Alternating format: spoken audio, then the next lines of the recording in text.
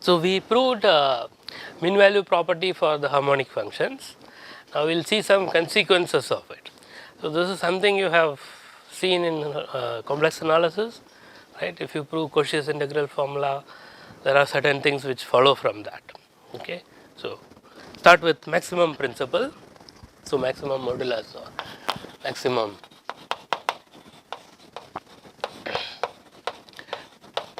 principle for harmonic functions. Okay. So, just like maximum modulus for holomorphic functions, right. So, its maximum will be attained at the boundary, right. So, of course, we have to formulate it appropriately. So, I have a harmonic function from D, let us say now real valued, because I want to look at the supremum and infimum and so on, harmonic. Okay.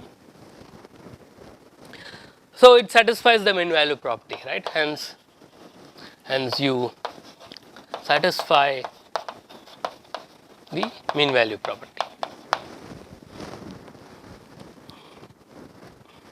right. So, we have the domain D, you take any point A, look at a sphere of radius r there, we have u of A plus r omega d sigma omega over the unit sphere. So, which gives me the sphere over radius r.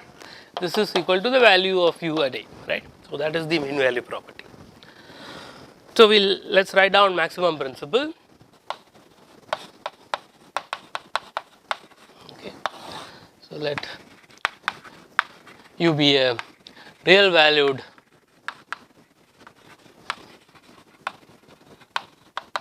harmonic function. So, I am taking real valued because of the supremum and minimum and things like that on D. Okay. Suppose supremum over x in D u of x equal to A, which is finite. Okay. Then u of x is strictly less than A for every x in the domain, unless it is equal to A, right. So, unless u is u of x equal to A for every x in.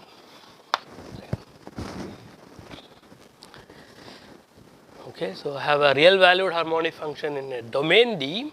Remember, domain means it is open and connected, right, open connected.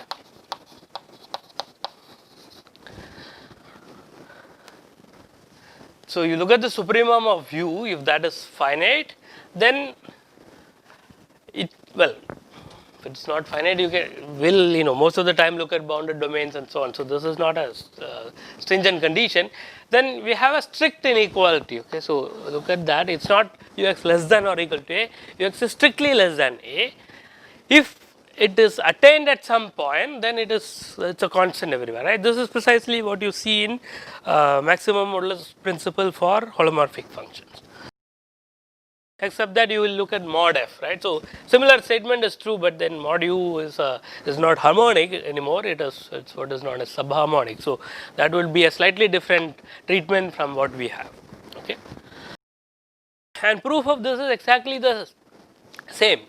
So, if you go back to your proof for maximum modulus for analytic functions, you will see that you write down Cauchy's integral formula, and because modulus of this will be less than or equal to modulus of this, and it is at maximum is attained here, you get that all the values here will be equal to this. That is precisely what we do, right. That is a consequence of the mean value property. Okay. So, proof is sort of exactly the same, but let's do this. So, you look at this set where, so consider all those points in D such that u of x equal to A, right. So, this is obviously closed because it's u is continuous, so it's closed. Okay. So, if I prove that it is open, then well, it is non-empty, it has to be non-empty, but then that is part of the proof anyway. This will become D because of connectedness, right. So, that is what you do for holomorphic functions, right. So let us take a point here. So let x naught be such that, or a be such that u of a equal to capital A. Okay. So I have D and I have some point where the maximum is attained, where the supremum is attained, right. So you look at, so since D is open, there are balls around A contained in D, right. So I have several of this, right, starting from radius 0 to some, right. So there is a ball around A which is contained in D. So let's write down that first. So there exists some capital R positive such that ball around A is contained in D, right.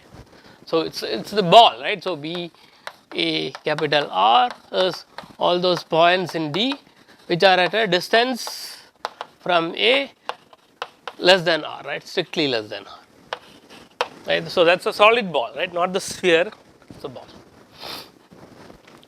And so so we have one ball, right. Then let's say this is a maximal ball, you can put it now, right. So whatever smaller radius you take, that sphere will be contained in D, and I can apply mean value theorem, right. So for every small r which is smaller than capital R, I can apply the mean value theorem. We have by mean value property of u. What do we have? So integral over Sn minus 1 u of a r omega d sigma omega equal to u of a. Okay.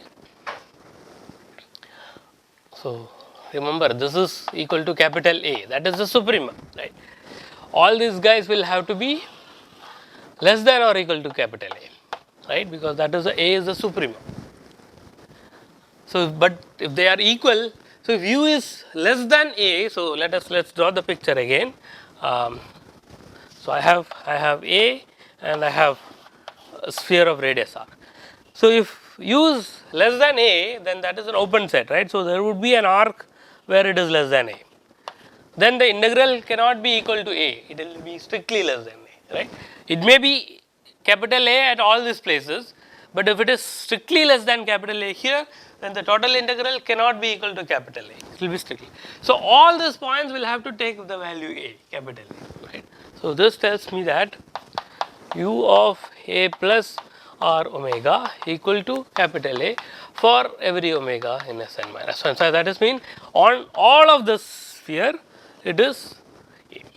But this is true for any small r. So if I look at, right, anything here, so these are all spheres, right. So on all of these spheres it will have to take A. So in the whole ball it will have to take A, right. So hence u of x equal to capital A for every x in the ball of radius r, right.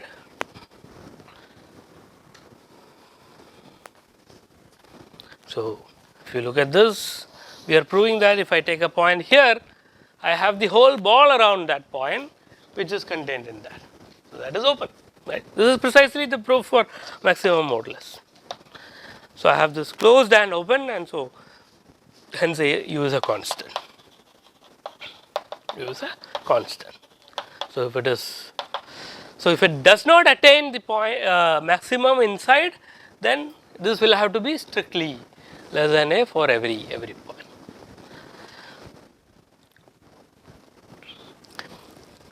Okay. So as a corollary, you get immediately a minimum principle. So if you look at maximum modulus, so there is a similar result for minimum, right. So I'll leave that to you. Exercise, apply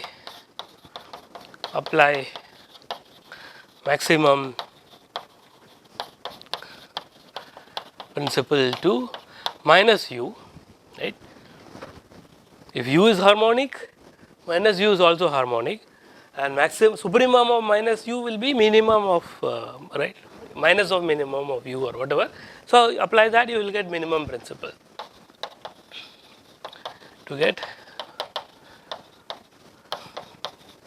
minimum principle, that means the minimum, the infimum will not be attained. If infimum is attained inside the ball, so if the minimum is attained inside the domain, then it will have to be a constant. Okay, just like the maximum. Okay, so another consequence is what you see as the maximum modulus principle for holomorphic functions. The maximum is attained at the boundary, right? So what does that mean? So corollary, let D be a bounded domain and U from D closure to R is continuous and U is harmonic in D, then maximum U is and minimum U first is attained at the boundary.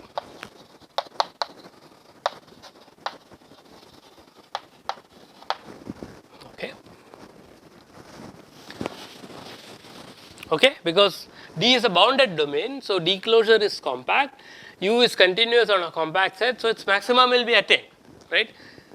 But it cannot be attained inside D because U is harmonic there, and whatever we have seen just now will tell me that it's a constant. Okay, so I should say U is a non-constant continuous function. Okay, so continuous and non-constant, right? If it attains the maximum inside, then it has to be a constant. Okay. So maximum of U is attained at the boundary. Because it has to be attained, it will attain at some point in D closure, but it cannot be attained in D because U is harmonic in D, and the principle we have just proved will tell me that it's a constant. Since it's non-constant, the maximum will have to be attained at the boundary. Okay, so that is one thing. So again, another something which again you have seen in identity theorem and whatnot, and so similar result. If U1 and U2 are continuous on D closure, where D is a bounded domain, and U1, U2 harmonic in D, okay, then U1 is equal to U2 on D closure if U1 is equal to U2 on the boundary of D, right. If they agree, two harmonic functions agree on the boundary of a bounded domain, then they have to agree inside. Okay, so here we have boundary of the domain, here we have D closure. Well, why is that? You look at U1 minus U2, that is harmonic, but on the boundary it is 0, and maximum tells me that it attains maximum and minimum at the boundary. So maximum and minimum is 0, so they are equal. Okay, so apply the above to U1 minus U2. Okay, which is a harmonic function. So two harmonic functions agreeing on the boundary will force it to agree on the interior. Okay. All right. So this is the starting point. So we started with harmonic functions, proved that they satisfy what is known as the mean value property. As a corollary, they have maximum principle. Now we go the other way. We prove that mean value property characterizes harmonic functions. Okay, so this is like if you have Cauchy's integral formula, then it is analytic. Okay, so analytic functions satisfy Cauchy's integral formula, but you can go the other way. If you have Cauchy's integral formula, such functions have to be analytic because they can be expanded in a power series. So we will do something similar. So converse of mean value property, if you like. So theorem. Okay, so there are improvements of this theorem. So let me write down one statement and then we will discuss that after the proof. Okay, so let U be a C2 function such that U satisfies the mean value property in some domain, right. So, in D, then U is actually C infinity and harmonic. Okay. So, if it satisfies mean value property, so mean value property is a strong property, but we are assuming U to be a C2 function, so that we can differentiate it sometimes. It is not necessary, you will see that immediately, continuity will do. Yeah, maybe I should change it to continuous, so that why do I write C2? Even continuity is not needed, but let's stick to continuity for the time being. Then I will tell you how to sort of improve this by changing the hypothesis into locally integrable functions. As long as you can write down the mean value property in an appropriate form, that is enough. That will force U to be continuous, U to be C infinity, and then U to be harmonic finally. Something which you should understand, it is a rather strong property that mean value property is satisfied, because starting from a continuous function, mean value property immediately implies that it is a C infinity function. From continuity, you are going to infinitely many times differentiable functions. Okay. And moreover, it is harmonic. Okay. So, the C infinity part is not very difficult. We use convolution. Okay. So, use convolution. Okay. How do we use convolution? So, take some use continuous. So, it's easy to integrate against U various functions. So, take a function phi which is say C infinity. Okay. Radial. Okay. So, remember what is a radial function? Phi is radial if it depends only on the distance from the origin, right. You take any point x, distance from the origin is mod x. So, it depends only on mod x. So, phi of x is equal to phi 0 of mod x, right, for some function phi 0 on 0 infinity, right. Such functions are called radial functions. So, take phi such that this is radial, you can take phi to be positive, that is not necessary, but the integral is 1. Remember, we are trying to construct an approximate identity, phi of x dx equal to 1. Okay. So, we have seen how this is done.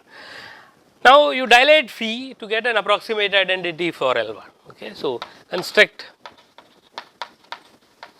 an approximate identity,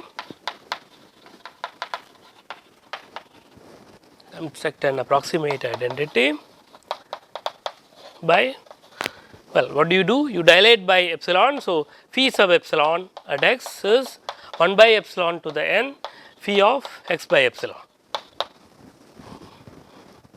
Okay. Right. So, in the beginning we saw that if f belongs to Lp of Rn 1 less than to p strictly less than infinity, then f convolved with phi epsilon converges to f, right, in Lp, right. That is what you mean by an approximate identity as epsilon goes to 0. Okay. So, we will use that. So, the dilation structure is like this. So, if you look at phi is a CC infinity function. So, the support of phi is compact, right. Phi is infinity and the support of phi is compact. So, let us say support of phi is in the unit ball of Rn. Okay. That means outside the unit ball of Rn it is 0. So, then if you look at x by epsilon, so phi of x by epsilon would be non-zero only when x by epsilon is in the unit ball, right. But x by epsilon is the unit ball, meaning x is in the epsilon ball. Okay. So, as epsilon goes to 0, the support of phi becomes smaller and smaller. Okay. So, keep that in mind. So, let's draw some picture just to, I have D here and I have U, which is a complex valued or harmonic real valued function, does not really matter, but U satisfies the mean value property. Okay. That is the important point. So, take any point, you can prove that U satisfies the mean value property there. So, I mean that is part of the assumption, but let us take some point x here in D, and let us look at U convolve with, consider U convolve with phi epsilon x. Okay. So, phi epsilon is phi dilated by epsilons. So, let us write down that, but recall that U is defined only on D, U is not defined on all of Rn. Okay. Convolution is defined for functions defined on Rn, right.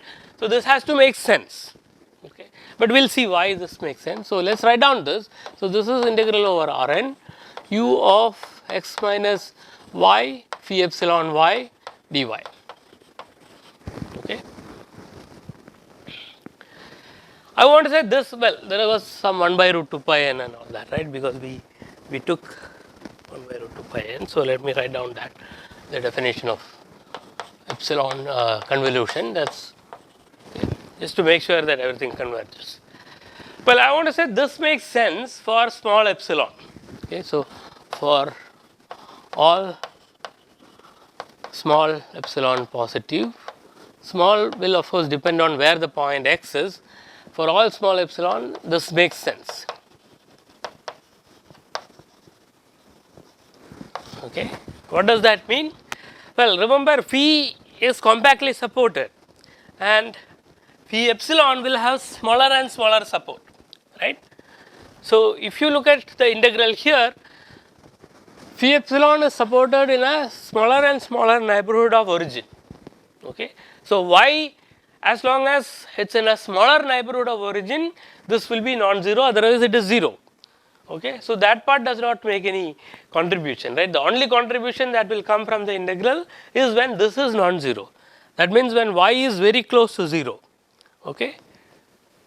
But when y is very close to 0, x minus y will be very close to x.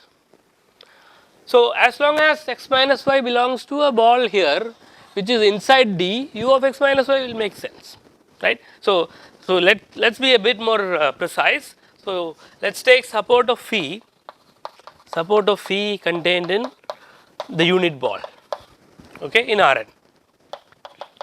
Then support of phi epsilon will be contained in ball of radius epsilon, right, because x by epsilon. So, here this will be 0 if mod y is greater than epsilon, right. So, the contribution of the integral exists only when y is less than epsilon, right. So, this I can write as integral 1 by root 2 pi n mod y less than epsilon u of x minus y phi epsilon y dy, right. That is all exists, right. So, all that I have to see is whether whenever mod y is less than epsilon, do I have u x minus y well defined, right. X is some point here. So, I know that since D is open, there is a ball around x which is contained in D, right. Let us call this R, right. So, ball of radius x comma R is contained in D, right. So, if epsilon is less than capital R for all epsilon, right. So, for all epsilon less than capital R, x minus y will be inside this ball. So, it will make sense, right. So, for all small epsilon, this convolution makes sense. But you know that this, okay, so let us rewrite this. So, this is nothing but 1 by root 2 pi n, well, use polar coordinates, sorry, let us do one more change. So, let us write this as Rn itself and let us change variables. So, this is nothing but 1 by epsilon to the n phi of y by epsilon dy, do the polar coordinates. So, this is let us change the variable. So, this is 1 by root 2 pi to the n integral over Rn. Remember what do? You change y to epsilon y, dy becomes epsilon to the n dy, that gets cancelled, right. That is how the dilation is defined. Y becomes epsilon y phi y dy, right. But remember phi is radial, right. So, phi is of the form phi 0 of mod x, for some phi 0 and 0 infinity. So, I can write this as an integral over 0 infinity now. So, let us say, right, 1 by root 2 pi to the n integral 0 to infinity using polar coordinates. Phi is radial, so that comes out. So, that comes out as phi 0 of r, and then you have the integral over Sn minus 1, right. That is u of x minus epsilon r omega d sigma omega, right. This is the inner integral r to the n minus 1 dr.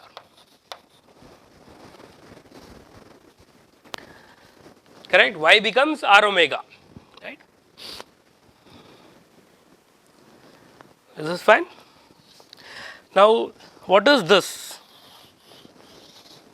This is the mean value of u over a sphere of radius epsilon r centered at x, but u satisfies the mean value property. So, this is simply u at the center, u at the center is ux. So, this is equal to ux, and that has nothing to do with the integral, that comes out. What remains is integral 0 to infinity phi 0 r r to the n minus 1 dr 1 by root 2 pi n, which is 1, right. This writing in polar coordinates is precisely that, okay. So, this is equal to u of x. So, we started with u convolved with phi epsilon, we ended up with u, okay. There is nothing very surprising here, it looks like a magical identity, but it is not, okay. So, the reason is here, this is actually a convolution, but I do not want to get into it. It is u convolved with the measure on Sn minus 1, okay. All radial measures will give me u back. So, all radial functions, if you convolve with u will get u back. But this proves something, okay, because I started with a continuous function, right, and integrating over smaller sets did not make any problem because u was continuous and phi was compactly supported, all that made sense. But when we did all this, we got u back, but phi was C infinity, and when I convolve I get C infinity functions, right. So, this convolution is a C infinity function, but this is equal to u. So, u is a C infinity function, okay. So, hence u is C infinity, because u is u convolved with phi epsilon is C infinity, and that is equal to u, okay. So, because of the mean value property, we are able to prove that u is C infinity. So, starting from continuity, we have gone all the way to C infinity. Now, we need to prove that it is actually harmonic. So, this part is done, we want to show it is harmonic, okay. So, now we can differentiate u, right. Earlier that was not available, we had only continuity. Mean value property implied that u is C infinity. So, now we have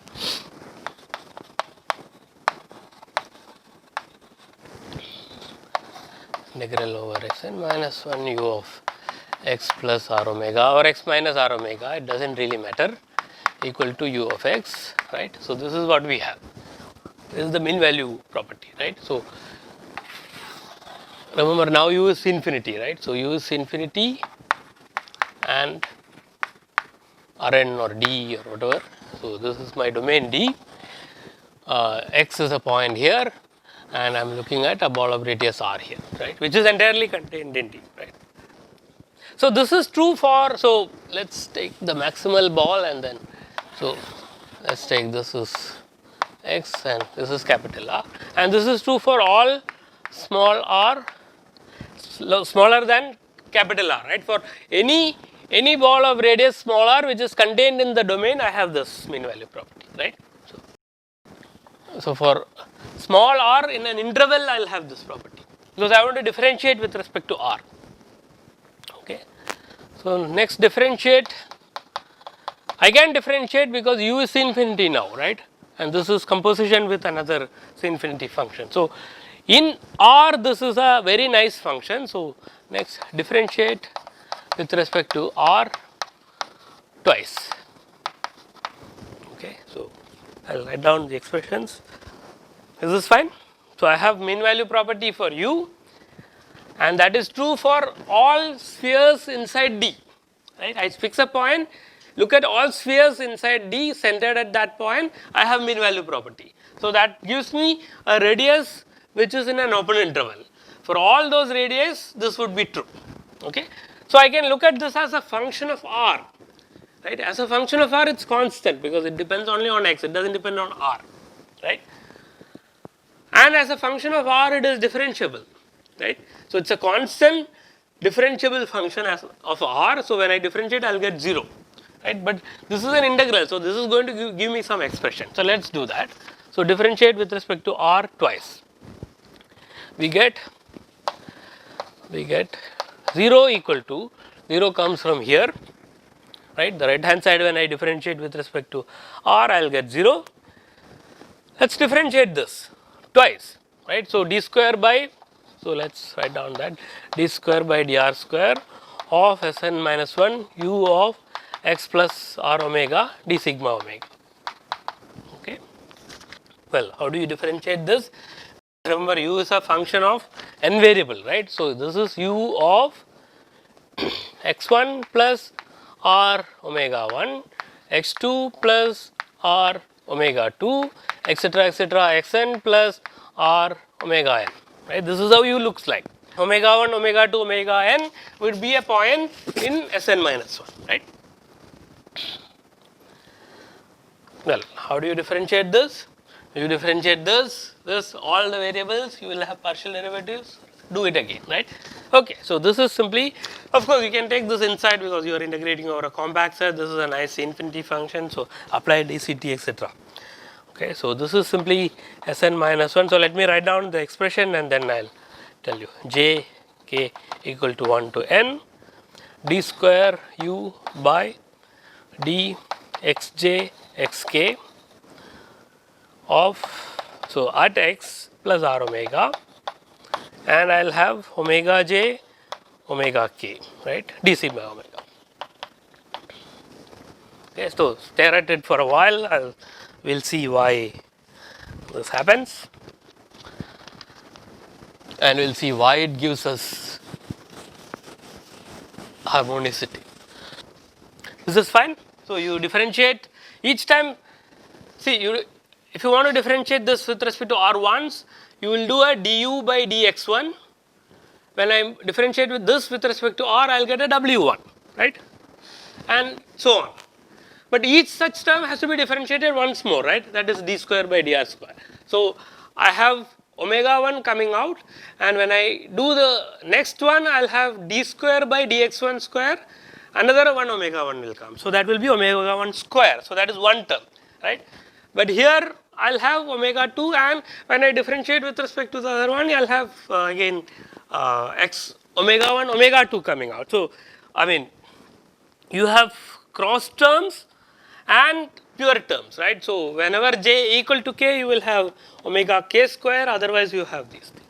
Anyway, so this is just differentiation, you can write it down and see that it happens. But now various things happen, so let us see, this is equal to 0, but this is true for, so as a function of r, this is a constant function on this interval. I differentiated it twice, it will still be 0 in that interval, right? So this is 0 for all small r less than capital R, right? So this identity is true for all such things. So let r go to 0, so let small r go to 0. Well, what will happen? This portion of the integrand, as r goes to 0, this will go to d square u by dxj dxk x, right? Because it's a C2 function. Now it's a C infinity, so this is a continuous function, right? So continuous function evaluated at x plus r omega will go to function at x if r is going to 0, right? So, but that has nothing to do with the summation. No, okay, summation is there. I want to, so we get integral j k equal to 1 summation j k equal to 1. I take the integral inside because once r goes to 0, omega disappears, right? So d square u by dxj dxk u at the point x, right? So let's look at it again. This, as r goes to 0, will go to this function at x. that has nothing to do with the integral, there is no omega there, right, omega is here, that is gone. So, that comes out, and what I have is the summation omega j omega k. So, integral Sn minus 1 omega j omega k d sigma omega. Okay, so this might look a bit confusing, but it's it's very easy to understand. Is this fine? We proved u is infinity by convolution. Then we start with the mean value property, differentiated with respect to r. Since this has nothing to do with r, you get 0, but this gives us this expression, right? Take the derivative inside, and you will get this by function of function rule. But this is still true for all r between 0 and r, capital R, right? So I can let r go to 0. Okay, so look at what happens to this integrand. This will go to d square u by dxj dxk at x, right? But there is an integral, so you have to apply dct, but that's a trivial observation. So, but this has nothing to do with the integral, so that comes out, and I have this. Now I want to compute this and see what happens. Okay, so let's maybe claim integral over Sn minus 1 omega j omega k d sigma omega is 0 if j is not equal to k. So, a b is integral over Sn minus 1 omega j square d sigma is some constant. Okay, so some constant independent of j.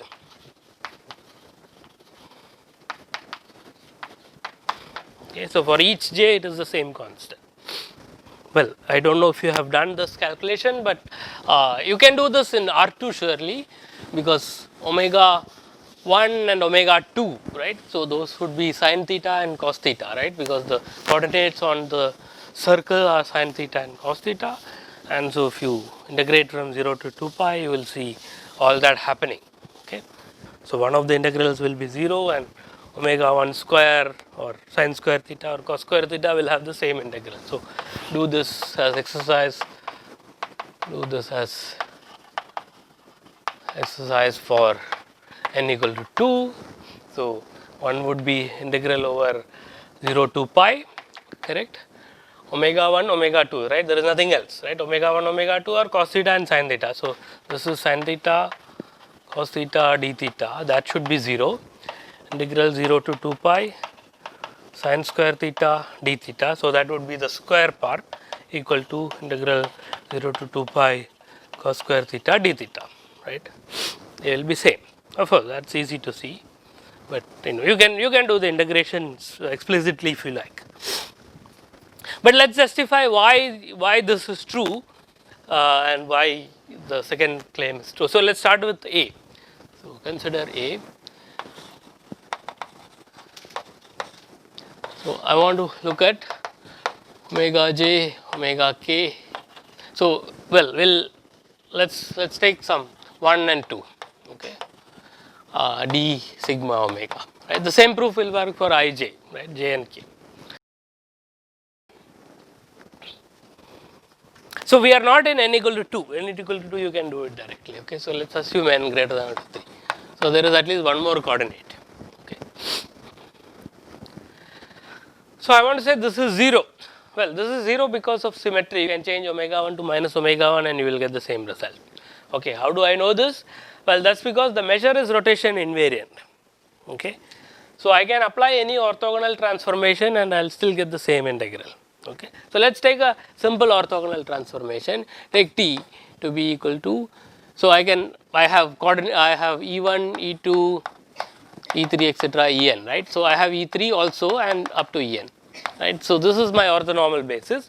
Let us map E1 to minus E1, E2 to E2 and let us say E3 to minus E3 and all the Ej to Ej. Okay. So, the matrix of this would be this goes to minus 1, then the next one goes to itself, and then there is a minus 1 and then 1 1 1, right. So, that is an orthogonal transformation, and the determinant of this is 1, right, minus, I mean I put an extra minus 1 so that I get determinant 1. So, when I change the variable, determinant is what comes out, but that it does not do anything, its determinant is 1. But what will happen to omega 1, omega 2 and so on? Omega 1 is the first coordinate, E1 goes to minus E1, right. So, omega 1 will go to minus omega 1, right. So, this is same as, because the measure is rotation invariant, I rotate using this orthogonal transformation, I am going to get Sn minus 1, I will get minus omega 1, omega 2 goes to omega 2 and there is nothing else, right, no other coordinate. So, it is just d sigma omega. So, it is negative of this, okay. So, this implies the integral is 0.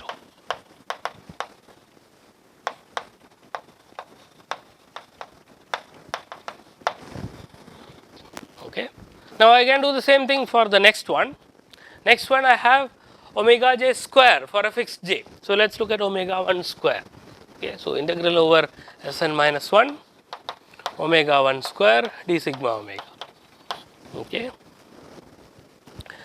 So, I do similar transformation, I can change E1 to any of the Ej's I want, right. So, I can change omega 1 to any of the omega j's I want, and I make sure that I map the other thing, so that determinant is 1, right. So, I can prove that this is equal to integral over Sn minus 1 omega j square d sigma omega for any j, right. Just map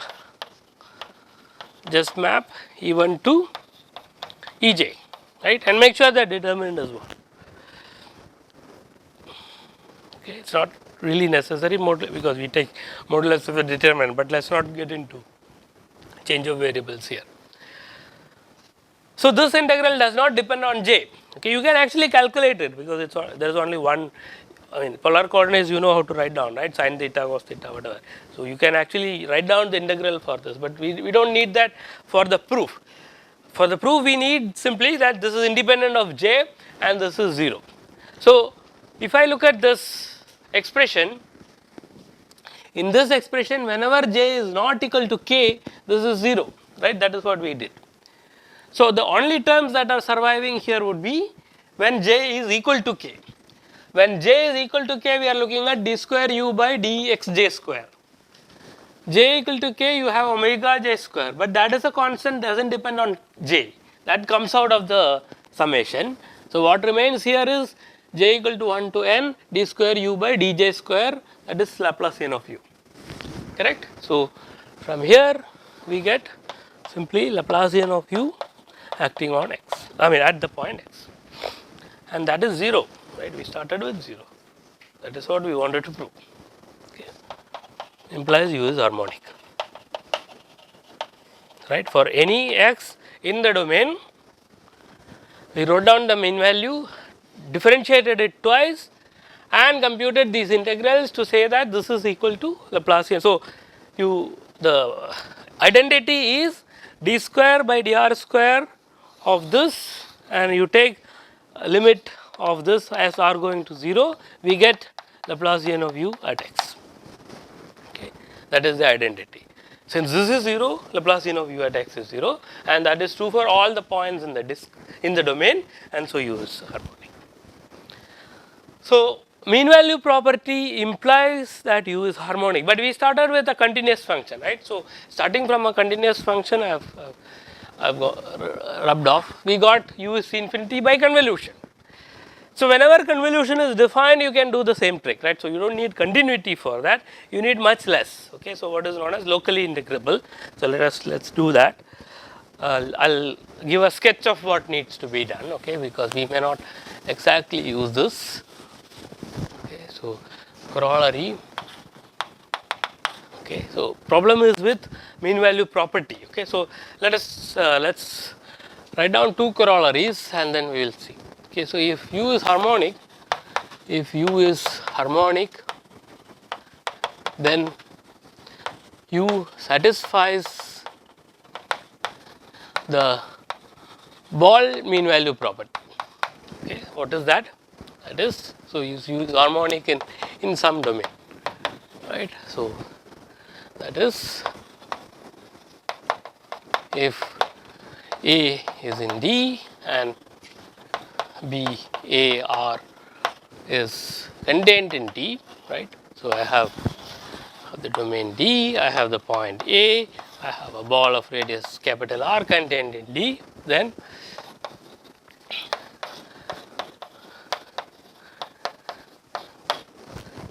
this is the Lebesgue measure of the ball. Okay, so Lebesgue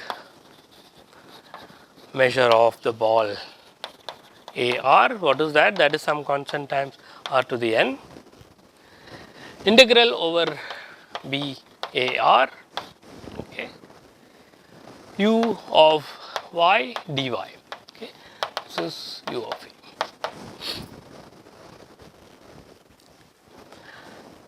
That is the ball mean value property. We were looking at integrating over the spheres. Now we are integrating over the ball. So it's a whole thing, right? Not just the boundary. So if I integrate over this ball and I divide by the measure of the ball, right? That would be the mean value. Then I get the central value, right? We did all this with the sphere.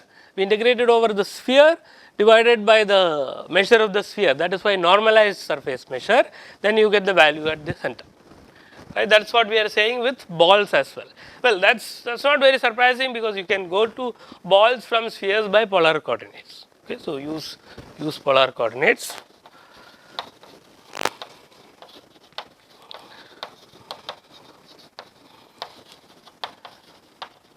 for this. Okay, hell. How will you use polar coordinates? You can write, okay, so maybe one more line will be helpful here. So we can write this as 1 by mod BAR. BAR or B0R does not matter, right? It's the, because translation of the ball around A to 0 will give me same ball of radius R, right? And its Lebesgue measure is R to the n times some constant, which you can compute the constant, but we don't need that. Writing this in polar coordinates, so what do? You look at all the spheres centered at A, right? Then integrate over the sphere and then integrate with respect to the radial direction, right? R to the n minus 1 dr. So that is precisely the mean value of u over spheres and then R to the n minus 1 dr, right? So this is simply 0 to R integral over Sn minus 1 u of A plus R omega d sigma omega, okay, times R to the n minus 1 dr. Okay. Well, there is a constant which I keep forgetting because there is a constant coming from here. That constant is there as well. So I'll put a C here. Cn in fact depends on n. Okay. You can actually write it down in terms of gamma function and pi. We don't need that, but you need to remember that gets cancelled here. So this is simply Cn R to the n. So the Cn goes away. R to the n will come from by integrating R to the n minus 1 from 0 to R, right. This is simply the mean value. So that's a constant, right. So this comes out as UA. Whatever remaining is R to the n minus 1 dr. If you integrate from 0 to R, you will get R to the n by n or whatever, right. So that constant gets absorbed here and that gets cancelled from here. So I mean, if u is 1, you will know that this has to be the volume of the ball of radius r, right, written in polar coordinates. So that gets cancelled. So you will simply get UA. So these two are related. Okay, going from the ball mean value to sphere mean value and sphere mean value to ball mean value is just straightforward. In the sense, if you have ball mean value for all r, you can differentiate with respect to r. Okay, you will get this. Right, this is like usual fundamental theorem of calculus, right. Think of this as a function of small r. When you differentiate, you will get this, right. That gives me mean value for the sphere. If I have mean value for the sphere, I write it in polar coordinates, I will get mean value for the ball. Okay. But the advantage with this is, see here you are integrating over the sphere, right, sphere of radius r. That is a set of measure 0. So unless u is continuous, it does not make sense to say you can integrate over that, because you can change the function over a set of measures 0, right. So, but over the ball there is no such problem. As long as u is measurable, this would make sense, right. It may not be well defined, but at least you can integrate. So from continuity in our assumption, we can shift to locally integrable functions using ball mean value. Okay, so I'll write it down.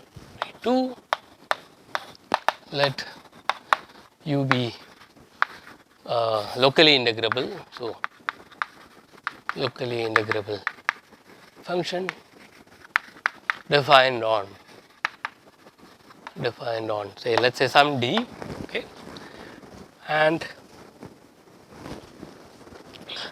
u satisfies the ball mean value property. Okay, that makes sense, right? Locally integrable means you can integrate over sets like this. So this integral will make sense. Okay, integrals like this will not make sense because u is only locally integrable, so it's defined only almost everywhere. Okay, so on a sphere it could be anything. You can change the function, right? But here this is well defined. So if I have locally integrable function and ball mean value property, then u is infinity and harmonic. So that is the conclusion, right? So that's a strong conclusion. Starting from a locally integrable function, we are saying it is very smooth and it is harmonic only because it satisfies the ball mean value property. Okay, proof is essentially the same. So I'll sort of leave it to you as an exercise. So start with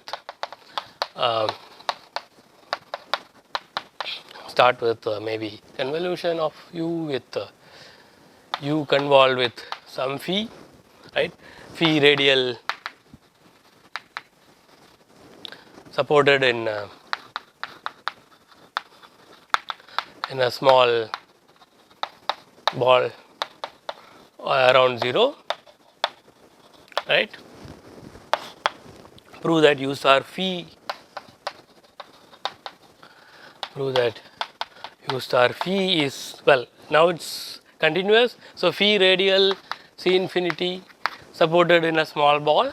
So prove that u star phi is C infinity and has ball mean value property, which implies mean value property by differentiation, and so u convolved with phi is harmonic by whatever we already know. Okay. Okay. So from here,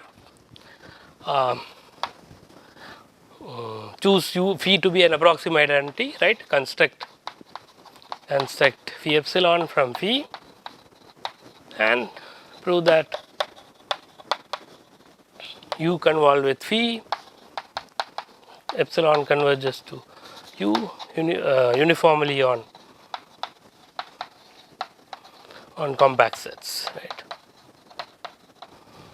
Okay. Yeah, I may be missing some step, but this is essentially the idea, and use the next corollary. So next corollary, which I should have written down before this exercise. Okay, un be harmonic functions on D such that un converges to u uniformly on compact subsets of D. Okay, so this is exactly like what you see in holomorphic functions. Then u is harmonic. That is the conclusion. Then u is harmonic.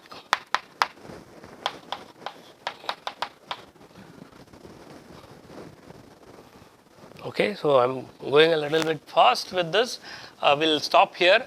Un be harmonic function. So un converges to u uniformly, right? So I have T and I have un converging to u uniformly on compact subsets. So I can take some ball and here I have uniform convergence. But uns are harmonic and it converges uniformly here, right? So u will be continuous here at least, right? It's a C infinity, these are C infinity functions. So if it converges uniformly to something, the remaining will be at least continuous. But then un satisfy mean value property, and when you take the uniform convergence, you will get that u also satisfies mean value property, right? So that's how you prove. If you have holomorphic functions fn converging uniformly to f is also holomorphic. It's the same proof, right? That's just mean value.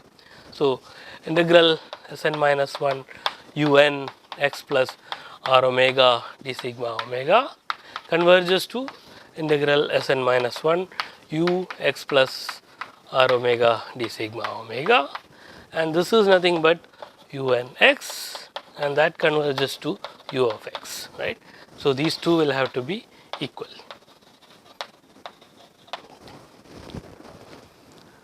Which means u satisfies the mean value property, u is continuous, so it is harmonic. We have already done that. So, all this implies u harmonic. Okay, so her class of harmonic functions is closed under uniform convergence on compact subsets.